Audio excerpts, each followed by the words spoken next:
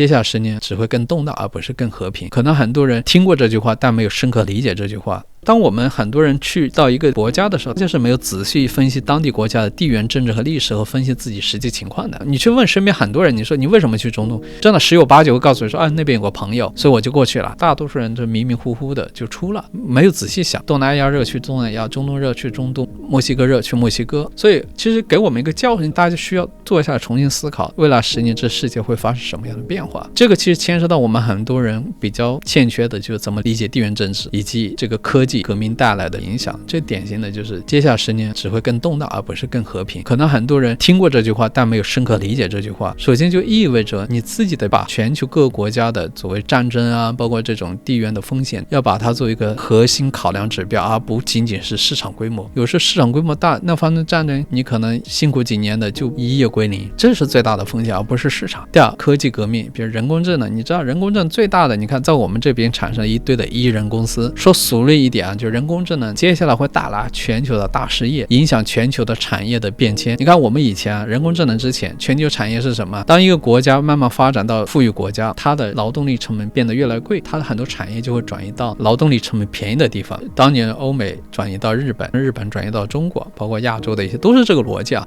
人工智能改变了这个，你会发现，因为很多工厂不需要人了，我不需要转移到人口多的国家，你就会发现美国的制造业一定会回流一部分。现在还看不出来，3年后你再看，它制造业还会继续增强，中国的制造业会继续增强，因为我们人工智能很厉害，我们产业链很全。原先你劳动便宜，你会发现去了海外，这劳动力可能比中国更贵。